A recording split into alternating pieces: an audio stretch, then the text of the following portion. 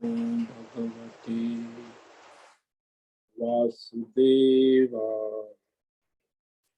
ओम नमो भगवते वासुदेवाय। ओम नमो भगवते वासुदेवाय। ओम नमो भगवते वासुदेवाय। ओम नमो भगवते वासुदेवाय। ओम नमो भगवते वासुदेवाय। ओम नमो भगवते वासुदेवाय। ओम नमो भगवते वासुदेवाय। ओम नमो भगवते वासुदेवाय। ओम नमो भगवते वासुदेवाय।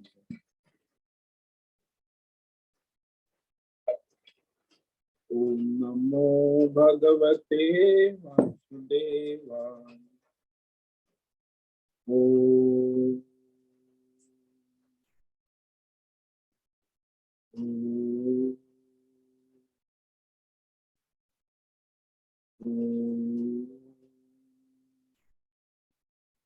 ओम श्री परमात्मने नमो नमः। ओम गं गणपतये नमो नमः। ओम सं सरस्वत्यै नमो नमः। ओम गं गुरुभ्यो नमः। ओम सहना भवतु सहनौ भुनक्तु सह वीर्यं करवावहै तेजस्विनावधीतमस्तु मा विद्विषावहै। ओम शांति शांति शांति। सदाशिव समारंभां शंकराचार्य मध्यम अस्मदाचार्य पर्यन्तां वंदे गुरु परंपरां। वंदे गुरु परंपरां।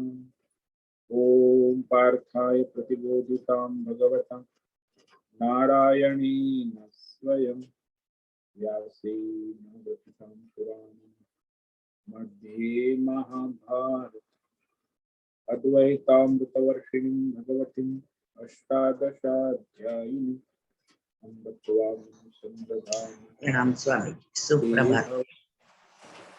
वसुदेवसुतं देवं कंसचाणूरमर्दनं देवकी परमानन्दं कृष्णं वन्दे जगद्गुरुं।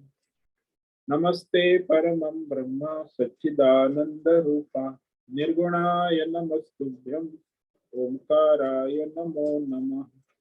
सर्वे दुर्गाणि तरन्तु सर्वे भद्राणि पश्यन्तु सर्वे सद्बुद्धिमाप्नोतु सर्वे सर्वत्र नंदतु। ओम तत्सत्। ओम ओम।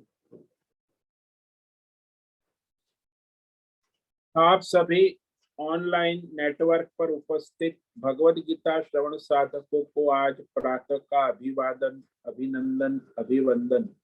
हरि ओम हरि ओम हरि ओम। हम सबको आज का यह दिव्य दिन तन मन धन जन देश काल विषय वस्तु परिस्थिति अवस्थाएं अध्यात्म भौतिक दैवी व्यष्टि समष्टि क्षेत्र सभी को अपने अपने पूर्व में अनंत जन्मों में किए हुए संचित पाप पुण्य धर्म अधर्म मिश्र कर्म पके हुए फल स्वरूप में वर्तमान में आज अपने अपने प्रारब्ध अनुसार परमेश्वरीय अचिंत्य योग माया के माध्यम से प्रसाद स्वरूप में प्राप्त हुआ है।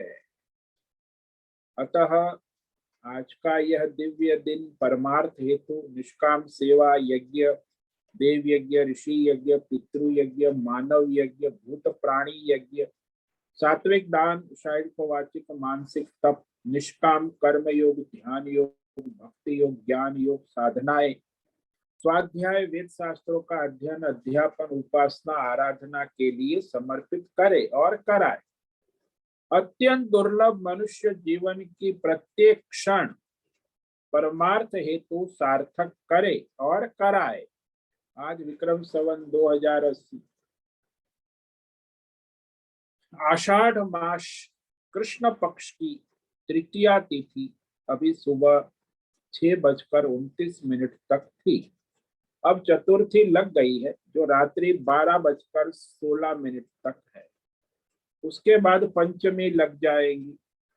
आज है धनिष्ठा नक्षत्र, ये भी रात को 12:24 तक है। उसके बाद सतमिषा नक्षत्र लग जाता। आज है गुरुवार, गुरु आराधना, गुरु उपासना का दिन है और यहाँ वर्षा ऋतु चल रही, लगातार सुबह से वर्षा चल रही है और यहाँ रात्रि का न्यूनतम तापमान 24 डिग्री रहा और दिन का अधिकतम तापमान 32 डिग्री। वायु की गति 10-15 किलोमीटर प्रति घंटा चल रही। ईस्वी सन 2023 6 जुलाई 2023 सुबह के 7 बजने वाले हैं। कलयुग का प्रथम चरण 5248वां वर्ष, 7वां वयोस्तुत मनवंतर, श्वेत वराह कल्प, ब्रह्मा जी का 26वां दिन और 51वां वर्ष अभी चल रहा है। तो ऐसे अनंत कोटि ब्रह्मांडीय परमेश्वरी अचिंत्य योग माया में हमारा यह एक ब्रह्मांड, इस ब्रह्मांड में ये पृथ्वी लोक में समुद्र के ऊपर जम्बू द्वीप में, वैदिक राष्ट्र भारत में, उत्तर हिमालय प्रांत में, उत्तराखंड राज्य में, टिहरी जिले में हिमालयन शिवालिक पर्वतमाला के अंतर्गत मणिकुट पर्वत के ऊपर नीलकंठ महादेव के सामने, ऋषिकेश नगरी मुनि की रेती में शीशम जाड़ी अवधूत बाड़ा आश्रम के सी ब्लॉक पहले माले से 5 नंबर कमरे से गंगा किनारे से हम स्वामी उत्तमानंद सरस्वती भगवद गीता के आचार्य शिष्य स्वामी चिन्मयानंद सरस्वती महाराज चिन्मय मिश्र, कैवल्याद्वैत वेद व्यास भगवत पाद शंकराचार्य की श्रृंगेरी संन्यास परंपरा से शिक्षित दीक्षित, सनातन वैदिक भारतीय हिंदू धर्म अनुसार संपूर्ण भगवद गीता ज्ञान यज्ञ ऑनलाइन जूम चैतन्यमय जीवंत लाइव प्रसारण के अंतर्गत व्याख्यान माला अध्याय 2 श्लोक नंबर 3, 2 श्लोक नंबर भी 2 सांख्य योग पर व्याख्यान करेंगे।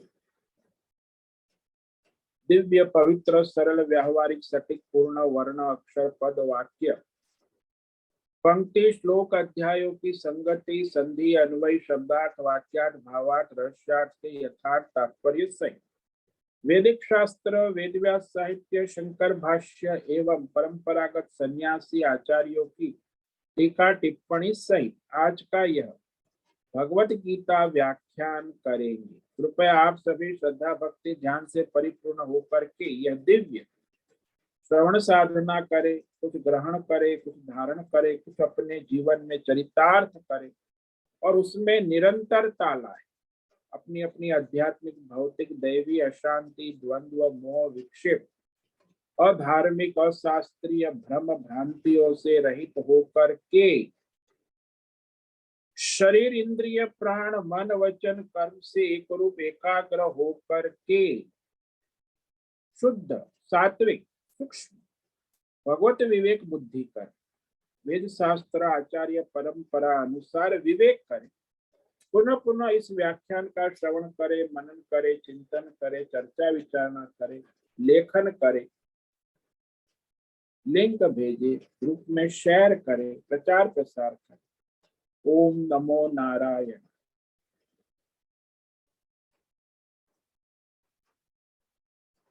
तो कल हमने श्रीमद् भगवद गीता अध्याय 2 सांख्य योग के श्लोक नंबर 2 पर व्याख्यान किया है। इसमें अर्जुन को भगवान फटकार लगाते क्योंकि वो शोक विषाद ग्रस्त हो गया है। तो उसकी दयनीय स्थिति देखकर भगवान दया करुणा से उसे कहते हैं, ओम श्री भगवान उवाच कुतस्त्वा कश्मलमिदं विषमे समुपस्थितम् अनार्यजुष्टमस्पर्ग्यम् अकीर्तिकरमर्जुन। भगवान कहते हैं अर्जुन को, हे अर्जुन, अर्जुन संबोधन किया है। अर्जुन है वो अपार धन यश कीर्ति उसने अर्जन की है, उपार्जन की। अर्जनात अर्जुन, बहुत कुछ अर्जन किया है, दैवी शक्ति सिद्धियां हासिल। भगवान शिव जे पाशुपत अस्त्र भी उसने साथ, तो भगवान शिव को भी उन्होंने ललकारा। तो अर्जुन एक बड़ा शक्तिशाली व्यक्ति है, समझदार है, धर्मात्मा है। भगवान उसे कहते हैं, जगाते हैं, अरे अरे अर्जुन, त्वाम विश्व में इदम कश्मलम कुत। अरे अर्जुन, ये असमय युद्ध की घड़ी है, संकट की नाजुक स्थिति है। ऐसी विषम परिस्थिति में यह कश्मलम, कश्मलम कहो, मोह कहो, विषाद कहो, शोक कहो, अविवेक कहो, कुविचार कहो, मन की उदासी कहो, मन की घबराहट कहो, किस हेतु से तुम्हें प्राप्त हुआ? ये तो बड़ा अनर्थकारी, आश्चर्य। समुपस्थित, और विशेष रूप से तुम में उपस्थित हो गया है ये कश्मल, अविवेक, विषाद। कश्मल कहो, विषाद कहो, शोक कहो। और ये उचित समय नहीं है, शोक करने का समय नहीं, विषाद का समय नहीं, संकट का समय, युद्ध की घड़ी है। तो वहां ये जो तुम्हें उपस्थित हुआ, यह कश्मल तुम्हारे लिए उचित नहीं है। उसके परिणाम मैं तुम्हें कह रहा हूं कि ये तुम्हारे लिए बहुत ही हानिकारक होगा, ये उचित नहीं है। यतः अनार्यम जुष्टम अस्वर्ग्यम अकीर्ति। इसके परिणाम भगवान बता रहे हैं कि तुम जो सोच रहे हो और करने जा रहे हो, उसके ये सब परिणाम होने वाले, भयानक परिणाम। पहला परिणाम है ये अनार्यम जुष्टम। भाई आर्य यानी जो वैदिक सनातन संस्कृति वाला मनुष्य है, जो वैदिक संस्कृति की परंपरा से पला बड़ा है, सेवन करता,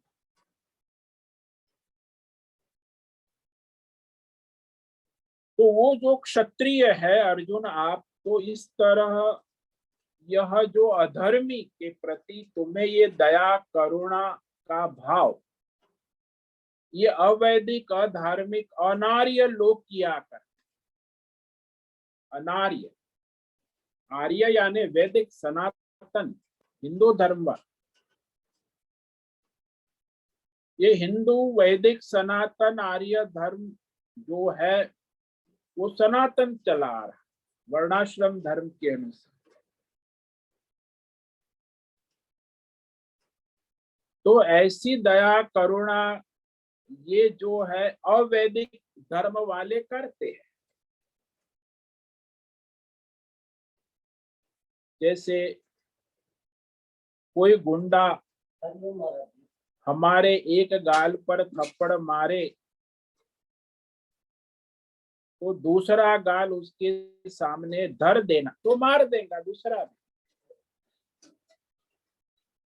अभी वो गुंडा है।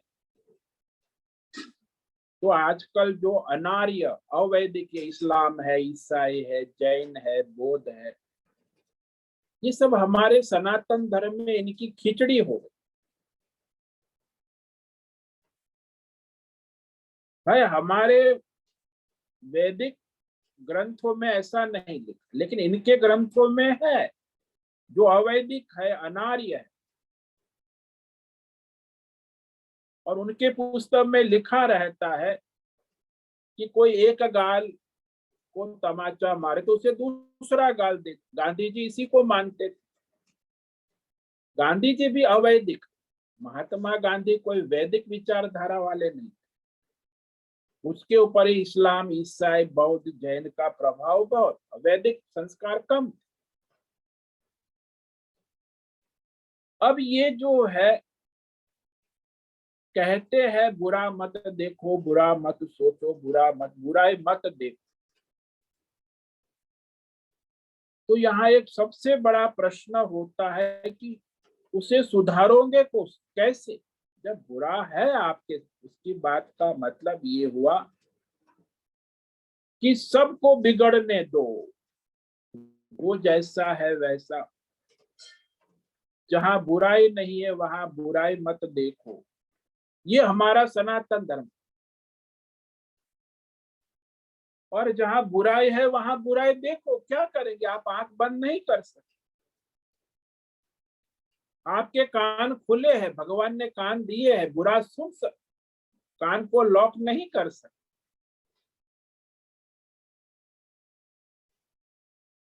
तो हमारे सनातन धर्म में हम रोज प्रार्थना करते हैं कि भद्रम कर्णे शृणुयाम देवा भद्रम पश्चिम।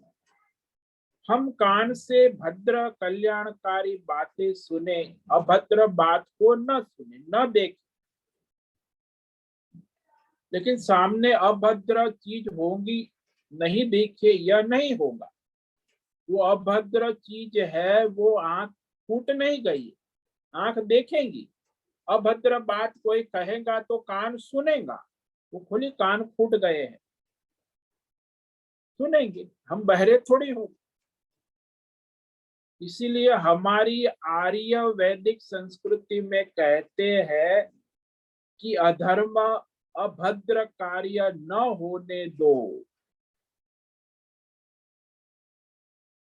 होता है तो उसे ठिकाने लगाओ और भद्र कार्य को देखो, सुनो।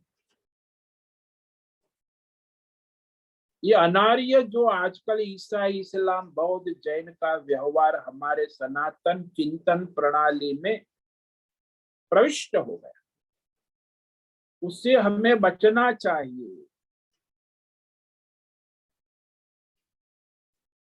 अरे भाई अधर्म हो रहा है आपके सामने, आपका भाई, आपके स्वजन कर रहे हैं और आप उसे कब तक सहन? इसीलिए अभद्र धर्म को न होने दो, तब तो धर्म करोगे, धर्म देखोगे, धर्म सुनोगे। तो यहाँ भगवान गीता की सोच हमारी वैदिक सोच है। भगवान अर्जुन को सा कह रहे हैं कि तुम भी ये ईसाई, इस्लाम, बौद्ध, जैन, अनार्य, अवैदिक सोच तुमने पल रखी है। अर्जुन तुम सोच रहे हो कि यह धर्म युद्ध नहीं करेगा तो सबका भला होगा, अच्छा होगा। ये तुम्हारी करुणा, दया का भाव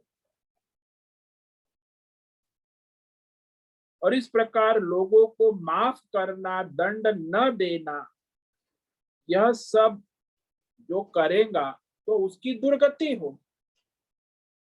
स्वर्ग नहीं आए, नरक में जाए। भगवान का अस्वर्ग, उसकी भी दुर्गति होगी, आपकी भी दुर्गति। आप बुरा जो है, अधर्म है, उसको सहयोग कर रहे हैं।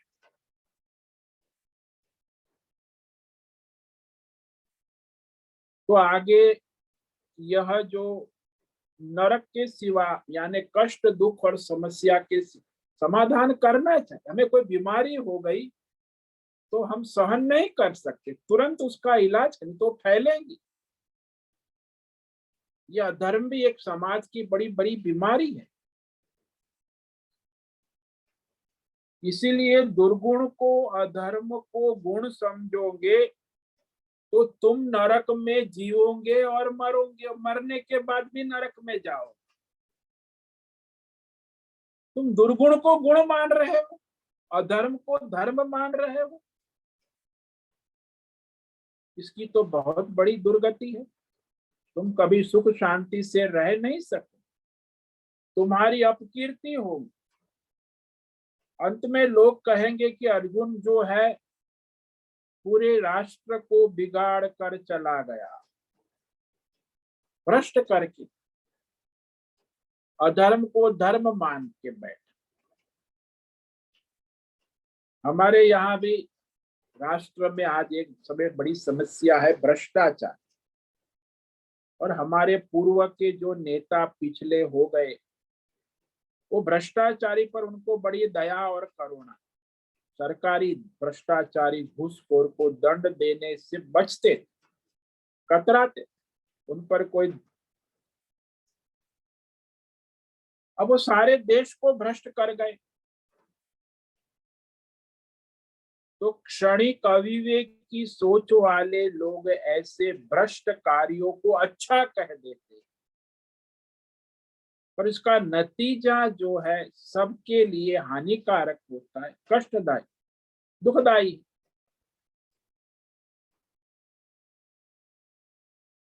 तो ये जो संसार में जो अधर्म को स्वीकार कर लेते, सामाजिक स्तर पे, राष्ट्रीय स्तर पे, तो वो अधर्म जो है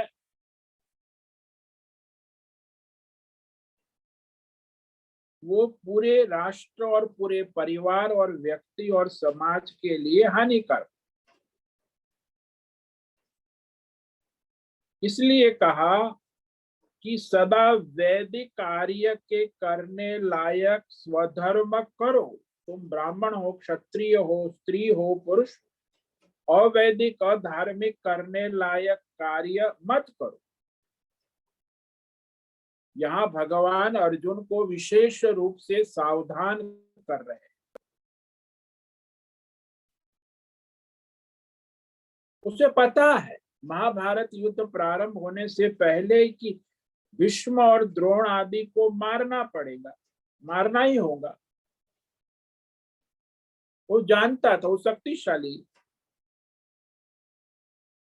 भीष्म द्रोण को मारना है, लेकिन अब उसकी बुद्धि में भीष्म द्रोण नहीं रहे, गुरु और दादा। ये मिलावट हो गई विचारधारा में। और गुरु और दादा को मारना अधर्म है, भीष्म द्रोण जो अधर्मियों के सहयोगी है उसे मारना धर्म है। ये धर्म और अधर्म की मिलावट हो गई, बुद्धि में अविवेक जागृत। वास्तविकता तो ये है, अधर्म की सहायन करने वाले व्यक्ति भी दंडनीय है, अपराधी है, वो भी दंड के पात्र। इसीलिए धर्म दृष्टि से पांडवों ने युद्ध की चुनौती स्वीकार की थी, सारी तैयारी करके आए थे, किंतु अब अर्जुन स्वधर्म में अधर्म और अधर्म में धर्म की मिलावट हो गई, भ्रांति हो। मिलावट होती है जब स्वजन आ जाते हैं ना सामने, संसार में घर घर में ये मिलावट। तो अपने घर में अपने स्वजन अधर्म करते हैं तो धर्म हो जाता है, और पड़ोसी में कोई अधर्म करता है तो अधर्म अधर्म हो जाता है। लेकिन घर में स्वजन कुछ अधर्म करता है तो धर्म हो जाता है। ऐसा सब जगह होता है। जो स्वधर्म में प्रवृत्त है उसको समझाया जा सकता है कि क्या स्वधर्म है, क्या अधर्म है। वो स्वधर्म विचार की इच्छा वाले ही नहीं है, जो केवल अर्थ और काम, पैसा कमाओ और भोग करो, संग्रह करो, जिसे अपने धर्म स्वधर्म से कोई लेना देना नहीं, वो इस स्वधर्म के उपदेश का अधिकारी नहीं है। ये अधिकारी भी होना चाहिए। आजकल तो हमारे देश में ये अधिकारी ही नहीं है, क्योंकि स्वधर्म का पता ही नहीं। ये अधिकारी शब्द बड़ा विचित्र है। हमारे समाज में अधिकारी का अर्थ बड़ा दूषित हो गया है। अधिकारी शब्द का अर्थ ठीक से समझना है, गलत अर्थ निकलता है। आजकल समाज में जो फैला है, अधिकारी आया, सरकारी अधिकारी, इसका अधिकार है, इसका अधिकार नहीं। बोलते हैं अधिकार की बात बहुत, मेरा हक है, मेरा अधिकार है। घर में परिवार, हक और अधिकार की लड़ाई सब नेता भी लड़ते हैं, लेकिन वो गलत अर्थ है। कर्म को करके जो व्यक्ति फल प्राप्त कर सकता है वह उस कर्म का अधिकारी है। ब्राह्मण, क्षत्रिय, वैश्य, शूद्र अपने अपने कर्म के अनुसार फल प्राप्त कर सकते, किंतु जिस कर्म को करके वह उस फल को प्राप्त नहीं कर सकता वह उसका अधिकारी नहीं है।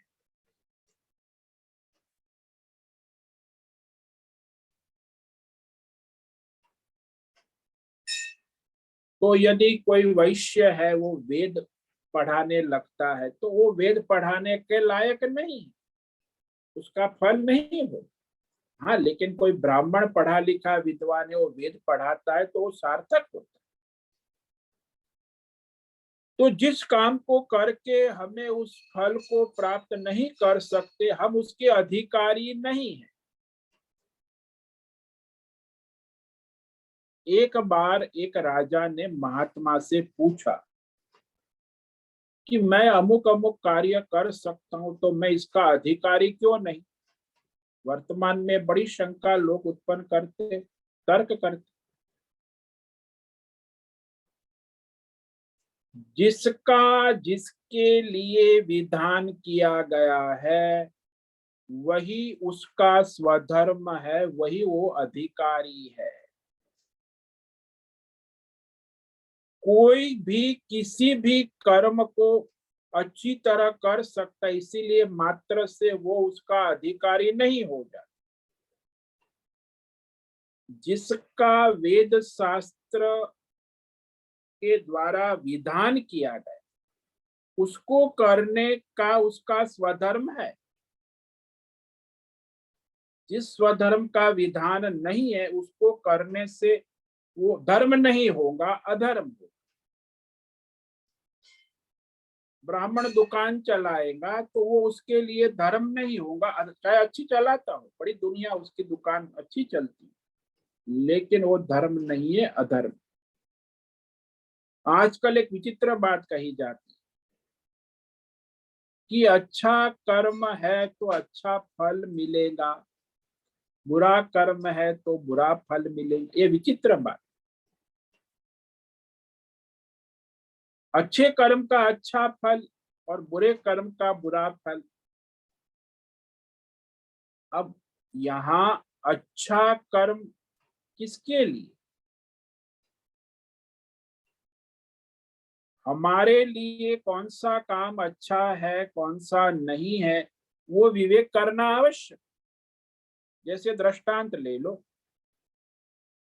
कि हमारे पड़ोसी की स्त्री जो है, पत्नी है, वो बड़ी खूबसूरत है, अच्छी लगती है, तो आपको पसंद है, तो आप उसे प्रसन्न करने के लिए रसगुल्ले लाते हैं, उसे घुमाने स्कूटर पे ले जाते। पड़ोसी की स्त्री, आसपास मोहल्ले में सब देखते हैं कि इनकी तो चल पड़ी, अपनी पत्नी घर में है उसकी ओर देखता नहीं, और ये पड़ोसी की पत्नी के चक्कर में घूम रहा।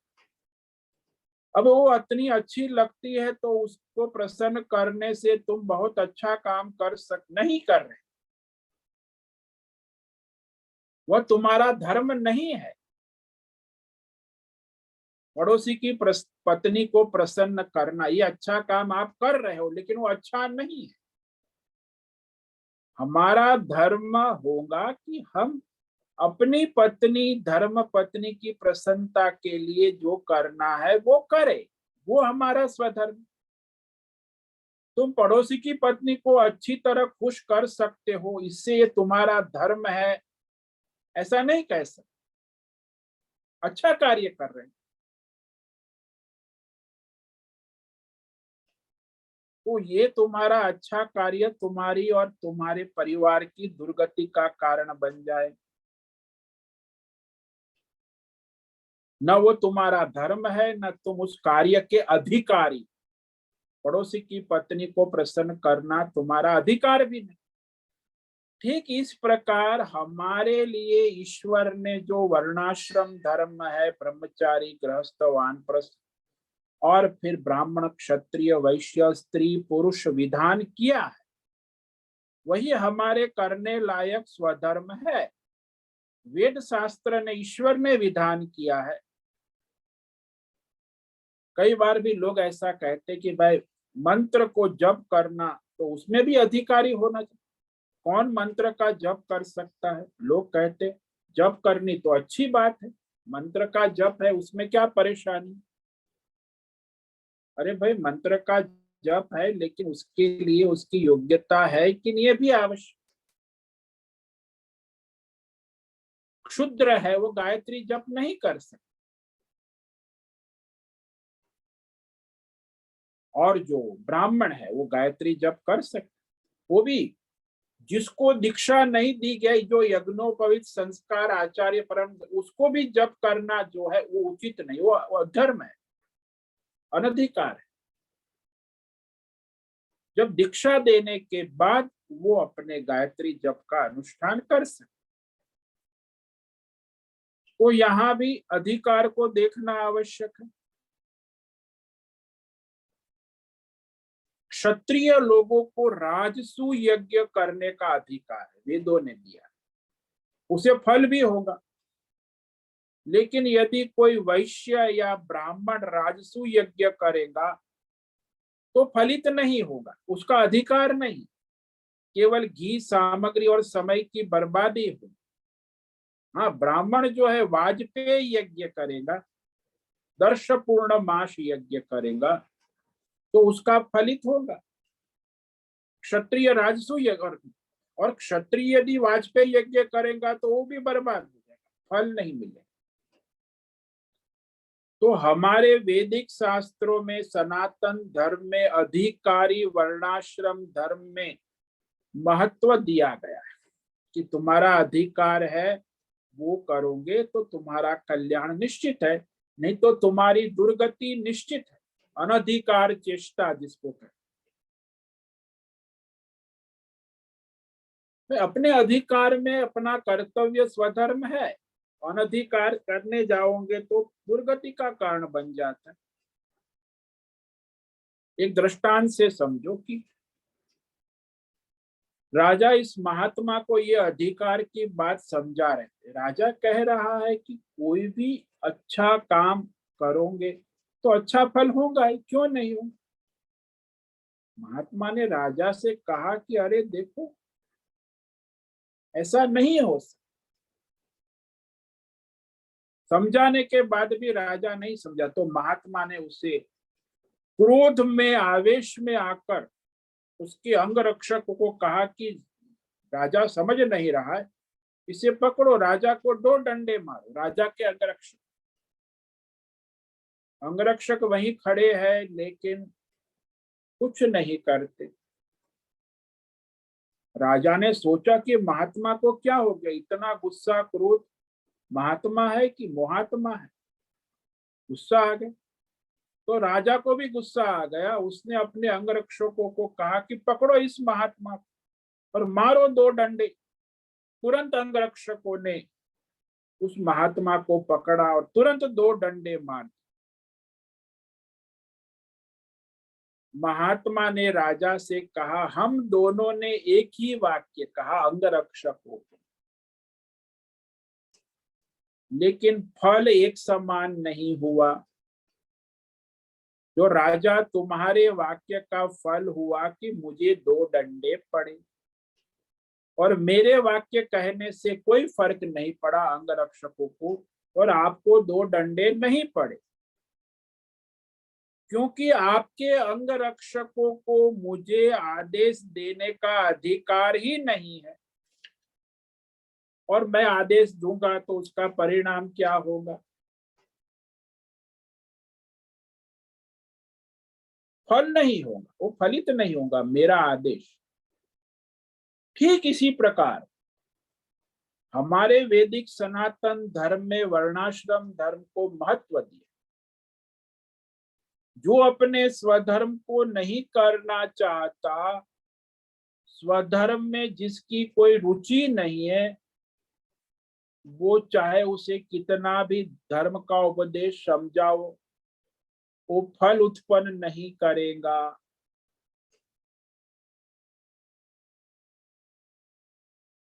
इसीलिए पहले तो मनुष्य का कर्तव्य है कि अपना स्वधर्म को जाने। आजकल तो हमारे सनातन धर्म में जो लोग हिंदू कहते, उनको अपना स्वधर्म ही पता नहीं। 90% हिंदू कहते, सनातनी वैदिक। तो स्वधर्म को जानने का प्रयोजन है। यदि स्वजन को जानोगे तो अपने स्वधर्म को जानकर अपने स्वकर्म करोगे धर्म के अनुसार, तो वो धर्म फलित होगा। जो स्वधर्म करना चाहता ही नहीं है, जानता भी नहीं है, उससे क्या प्रयोजन? वो तो कुछ भी करेगा। उसे समझाते रहो कि ये करो, वो कुछ नहीं करे। भाई हमारा गला सूख जाएंगे, तुम ब्राह्मण हो, तुम्हारा ये स्वधर्म। अरे अभी तो जमाना बदल, कुछ भी तर्क वितर्क करेगा। अब तो ये ब्राह्मण क्षत्रिय वही सब पुरानी घिसी पिटी बातें हैं। तो जैसे बिना अधिकार के किए हुए वह राजा का यज्ञ व्यर्थ हो जाता है। राजा वाजपेयी यज्ञ नहीं कर सकता, वो ब्राह्मण कर सकता, वो फल उत्पन्न नहीं होगा। अब यहाँ जो अर्जुन गृहस्थ है, क्षत्रिय है, स्वधर्म का अधिकारी है, उसका स्वधर्म है, लेकिन वो स्वधर्म करना भी चाहता है, तैयार होके भी आया है, लेकिन अविवेक से, भ्रम से, स्वजनों के मोह से उसे भ्रम हो गया, तो अपने स्वधर्म को अधर्म समझने लगा। अर्थात वो तो धर्म स्वधर्म करना चाहता है, लेकिन उसे अविवेक, भ्रम, विषाद, शोक, मोह से हो। इसलिए अर्जुन को उपदेश दिया जाएगा जब भगवान उसे अधिकारी समझकर उपदेश, वो सुनने के लिए तैयार। तो भगवान का यह भगवद गीता उपदेश सार्थक होगा। तो अंत में अर्जुन, इस अध्याय के अंत में 18 अध्याय के बाद अर्जुन कहेगा कि नष्टो मोह स्मृतिर्लब्ध्वा त्वत्प्रसादात् करिष्ये वचनम। मेरा बुद्धि में जो भ्रम था, विवेक था, ये नष्ट हो गया है। अब आपने जो उपदेश कहा, स्वधर्म उपदेश, गीता का मुख्य उद्देश्य है स्वधर्म उपदेश। उस स्वधर्म के अनुसार मैं अपना क्षत्रिय गृहस्थ धर्म का पालन करूंगा। तो भगवान के उपदेश का फल उसमें प्रकट हुआ। पहले वो स्वधर्म को अधर्म मान रहा था, परधर्म मान रहा था, लेकिन जब भगवान ने उसे समझाया, वो सुना, तो स्वधर्म में परधर्म का भ्रम नष्ट हो, वो भ्रम हो गया, अविवेक, अज्ञान। उस भ्रम को भगवान ने हटा दिया। इसलिए पहले तो कहा था कि तू स्वधर्म में प्रवृत्त होने लायक है, ये अवैदिक है, अनार्य है, ये हमारे हिंदू सनातन धर्म की विचारधारा नहीं। तुम जो सोच रहे वो अनार्य, अवैदिक है। इस्लाम, ईसाई, बौद्ध, जैन के संस्कार पड़ गए, तो उसी तरह सोचते हो।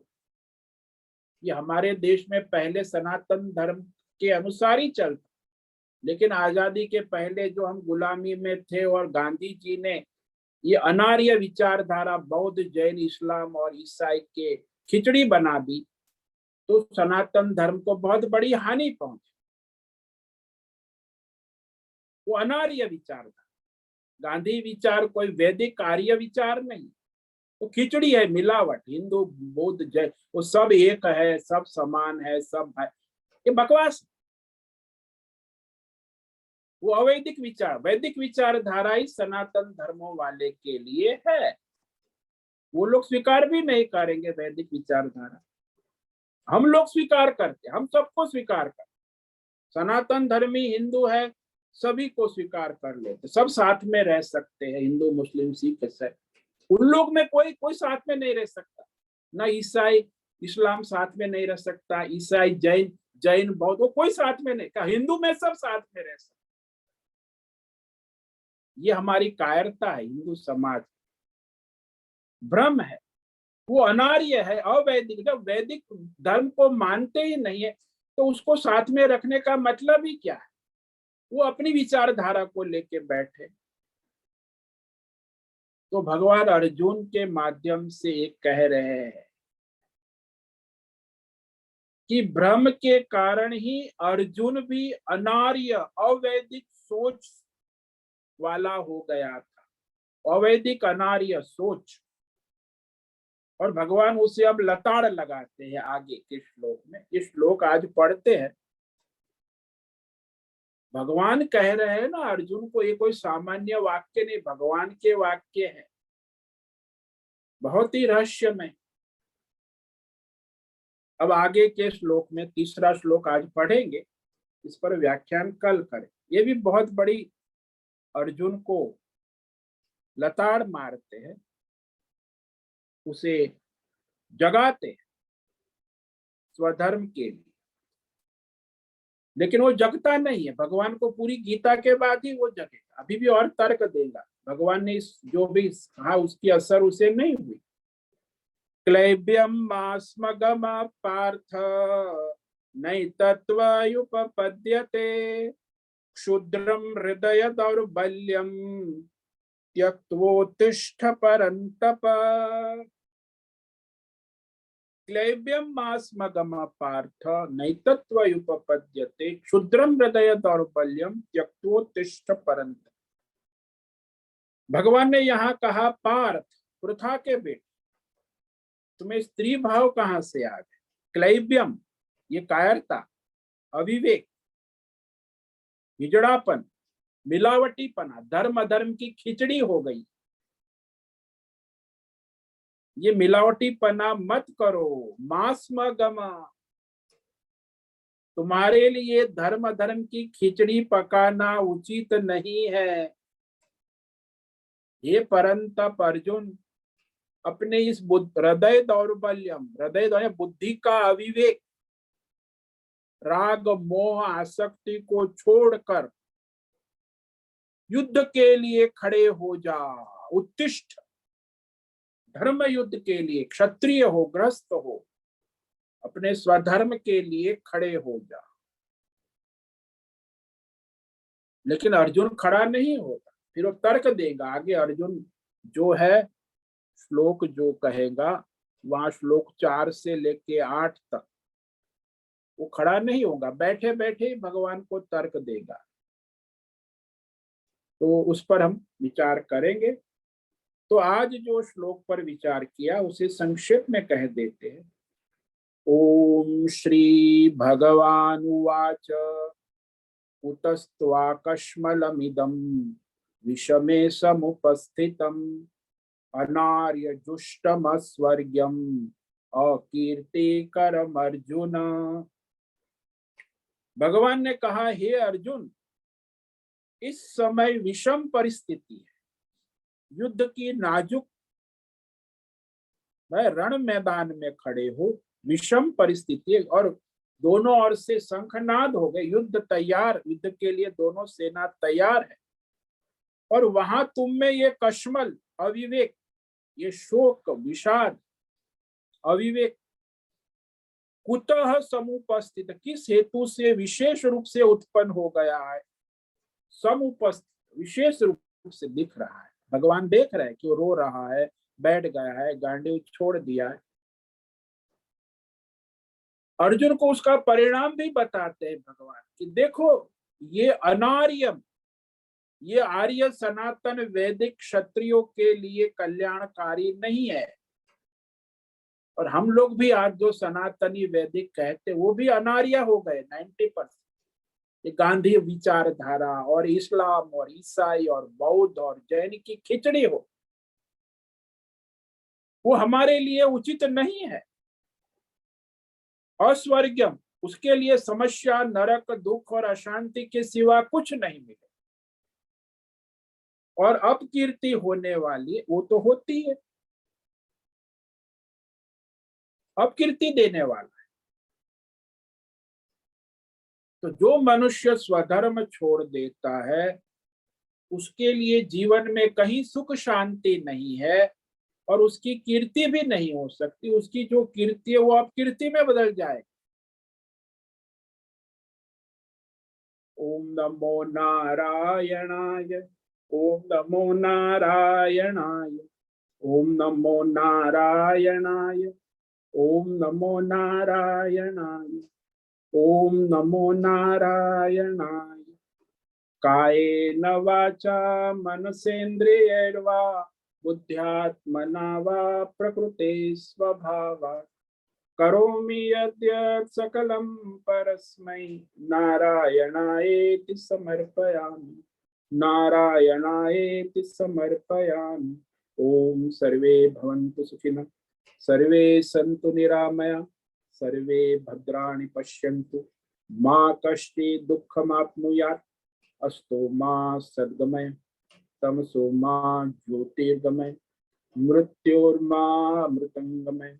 ओम पूर्णमद पूर्णमिदं पूर्णात् पूर्णमुदच्यते पूर्णस्य पूर्णमादाय पूर्णमेवावशिष्यते। ओम शांति शांति शांति। शंकरं शंकराचार्यं केशवं बादरायणं सूत्र भाष्य कृतौ वंदे भगवन्तौ पुनः पुनः। ईश्वरो गुरुरात्मेति मूर्ति भेद विभागि व्योमवद् व्याप्त देहाय दक्षिणामूर्तये नमो नमः। ओम गुरुभ्यो नमो नमः।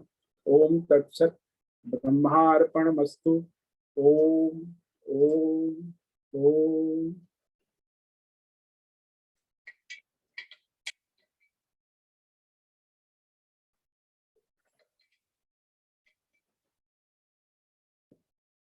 हरिओम हरिओम हरिओम स्वामी जी।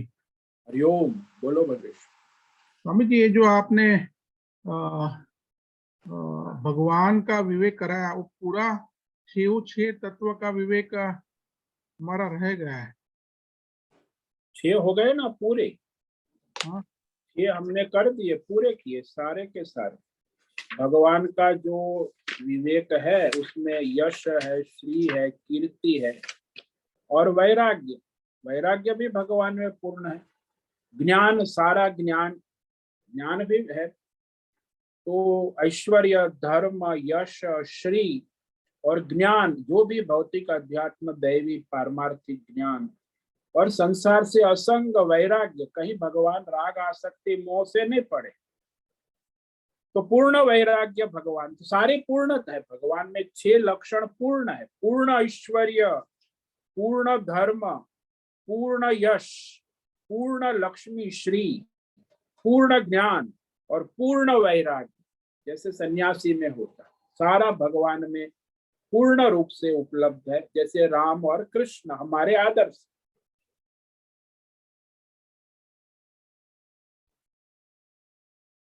समग्र ज्ञान, भौतिक दैवी अध्यात्म सब कुछ करते हुए किसी भी विषय में लिप्त नहीं रहते, मतलब राग द्वेष से रहित।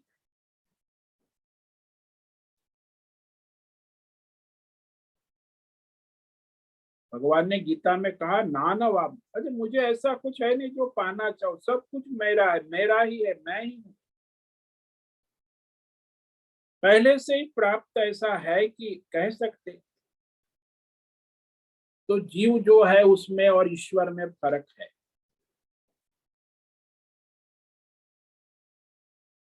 क्या समझना जरूरी है। जीव को वैराग्य होता है तो वह अपना स्वधर्म कर्म छोड़ देता है। वो कहेगा मुझे कुछ चाहे नहीं, मैं साधु हूँ, संन्यास सब छोड़ दिया, मुझे क्या करना, मुझे समाज से, लोगों से, दूसरे से, दुखी गरीबों से क्या मतलब, प्रकृति से किसी से कोई मतलब, बस वो तो स्वार्थी बन गए, साधु बन गए। मुझे कुछ चाहिए नहीं, मुझे कुछ किसी से लेना नहीं न देना है, मैंने अपना कमा लिया, मैं अपना इकट्ठा कर लिया, अब मैं भोग करूंगा, जो लोग के लिए क्या करूं।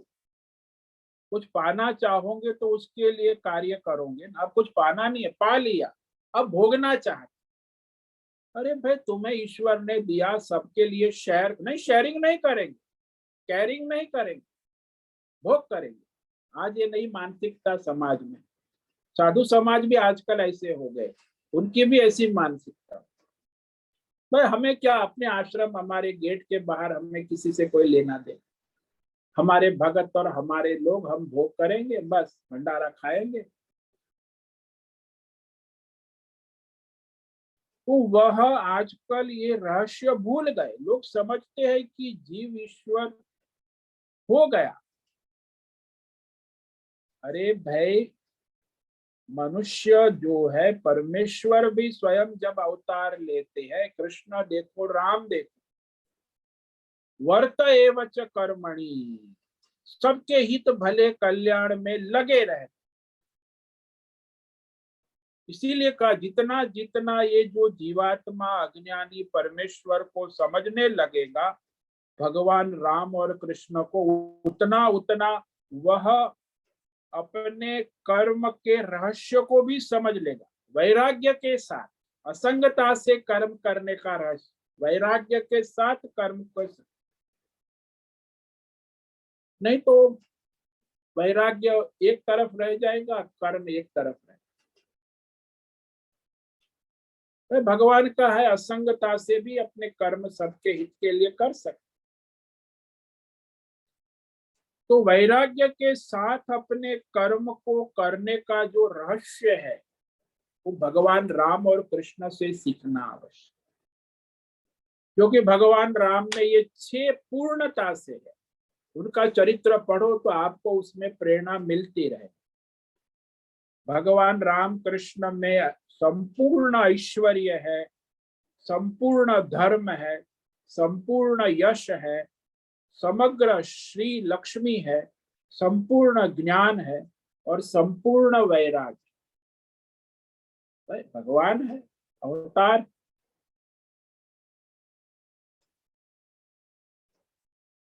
जीव में ये है लेकिन अल्प है, अपूर्ण है। जीव में अपूर्ण ऐश्वर्य है, अपूर्ण धर्म है, अपूर्ण यश है, अपूर्ण लक्ष्मी है, अपूर्ण ज्ञान है और अपूर्ण वैराग्य। और जीव जब अपने अज्ञान से मुक्त होकर अपने भगवत साक्षात्कार करेगा, तो उसमें भी ये सारे ऐश्वर्य, धर्म, यश, श्री, ज्ञान आ जाए। जैसे शंकराचार्य है, वेद व्यास है, स्वामी विवेकानंद है, इनमें ऐश्वर्य, धर्म, यश, लक्ष्मी, ज्ञान और वैराग्य सब है, क्योंकि वो भगवतमय हो गए। जो भी महात्मा भगवतमय हो गए, उसमें ये सारा भगवत स्वरूप, वो भी भगवान कहे जा सकते। भगवान, भाई शंकराचार्य को तो कई लोग भगवान कहते, भगवान वेद व्यास, भगवान शंकराचार्य, भगवान। वो जीव नहीं रहे, समग्र ऐश्वर्य उसमें आ।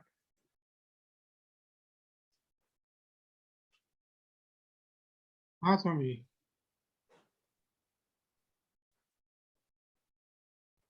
बहुत बहुत धन्यवाद। ओम नमो नारायण। ओम नमो नारायण।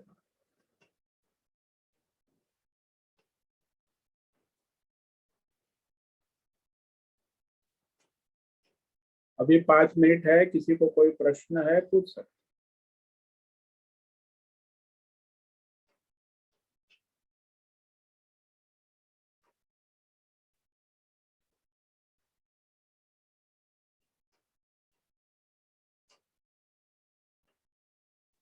तो आप लोग ये प्रतिदिन सुबह सत्संग का लाभ ले रहे हैं, हमारा ये कार्यक्रम चल रहा है कई वर्षों से, और आप भी, कई लोग तो नियमित है, कई लोग आते जाते रहते।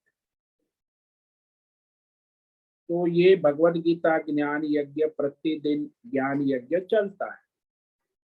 दूसरा कार्यक्रम हमारा है प्रति रविवार सायं 6 से 7 सत्संग प्रश्नोत्तरी।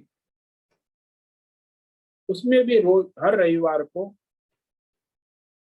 8-10 साधक आ जाते, 10-11, वो भी लाभ लेते। आप भी ले वो रविवार को सायं 6 से 7।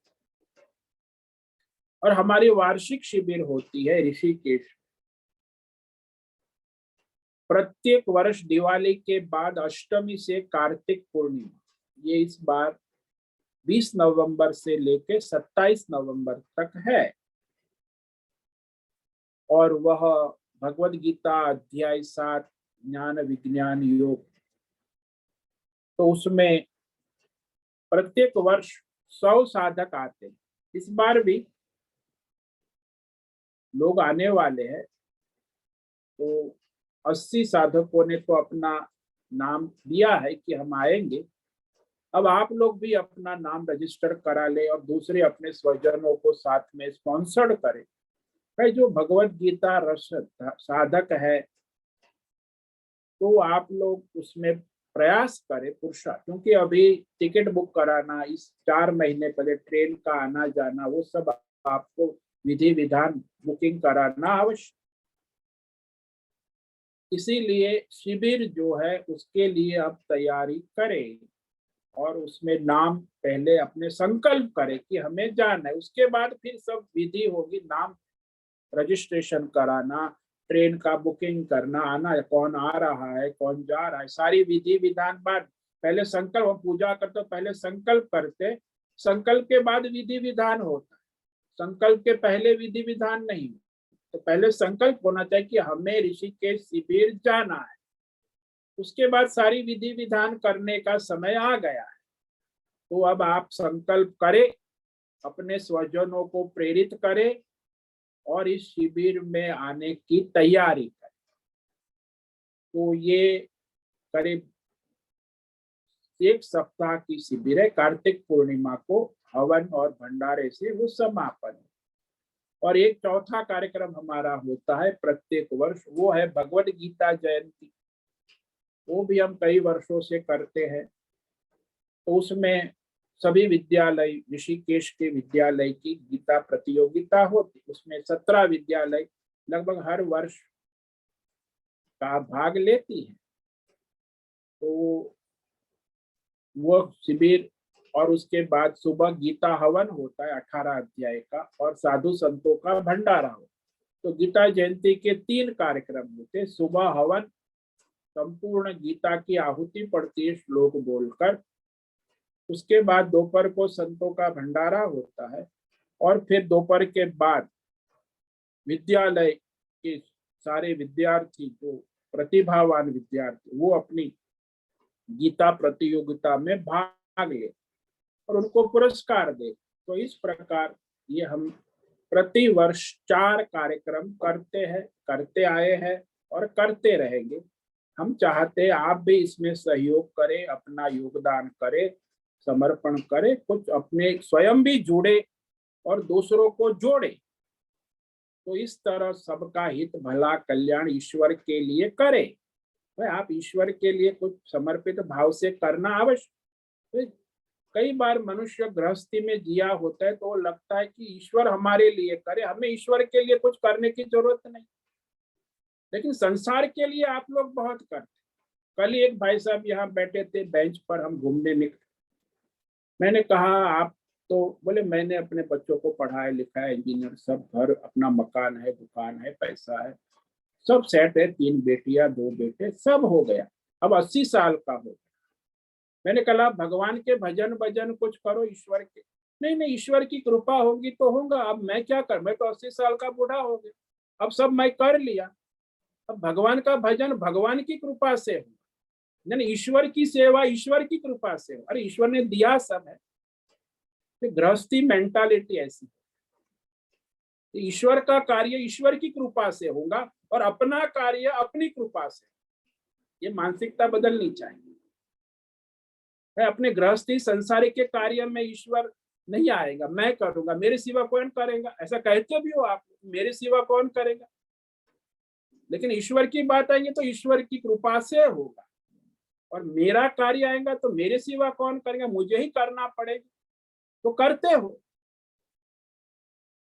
तो ये गृहस्थ मानसिकता हो, ईश्वर को प्राधान्य देना आवश्यक है। तो वो कल्याणकारी है सबके लिए, आपके लिए और सबके लिए। ठीक है, समय पूरा हो रहा है। सभी साधकों को आज का ओम नमो नारायणाय, ओम नमो नारायणाय स्वामी जी। सभी ओम नमो साधकों को नारायणाय। ओम नमो स्वामी जी, सभी साधकों को ओम नमो नारायण, ओम नमो नारायण स्वामी जी। ओम नमो। बहुत से नमो नारायण स्वामी जी। आज का सत्संग पूर्ण करें। ओम नमो नारायणाय। आज का यह दिव्य सत्संग हम यही पूर्ण करते हैं। सभी साधकों को ओम नमो नारायण। सभी साधकों को ओम नमो नारायणाय।